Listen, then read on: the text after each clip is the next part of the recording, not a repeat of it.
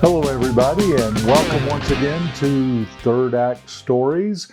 And today I'm doing another short video on model kits. There seems to be a lot of interest in that. I know that folks in our 60s, in our third act as we say, are interested in building things and working on things that reflect stuff that we were interested in when we were growing up.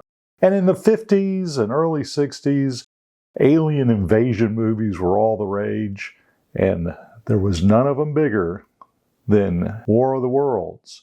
And that thing was amazing because the flying saucer, or the tripod, was like nothing we'd seen before. This big manta ray shaped ship. Everything in the 60s was manta ray shaped, by the way. And this is a model kit that I built a while back from Pegasus Models. It's a 1/48 scale kit. And, I was able to get a few other things 1/48 scale. I ended up picking up a truck, tore it up, and put a little light inside that. And I also found a preacher. Actually, it was just a figure, 1/48 scale figure, but I put a little Bible in his hand and painted him up like the preacher in the show. To me, that was one of the great things about the original War of the Worlds. The human beings in the story were so peaceful and so idyllic, and they just, they went square dancing. They lived in a small town. Everybody said yes sir and yes ma'am. Very prim and proper 50s world that this thing was set in.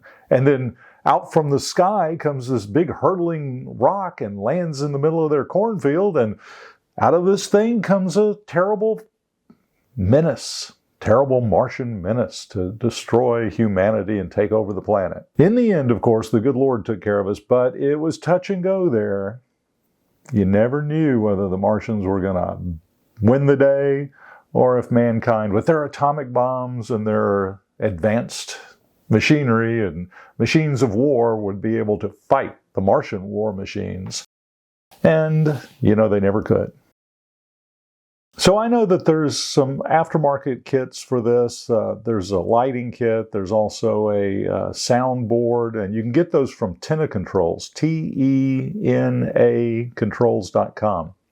Those guys do some great work, but I think this thing sounds like a squeaky electric paper towel dispenser that I once heard in a restroom in a theater, and I don't want to listen to it make that horrible sound all the time, so I don't have a soundboard in it. It just blinks and it's quiet.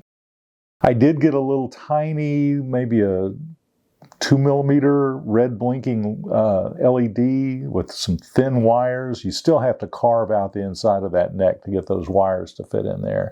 But if you're skilled and you're careful, you can do it.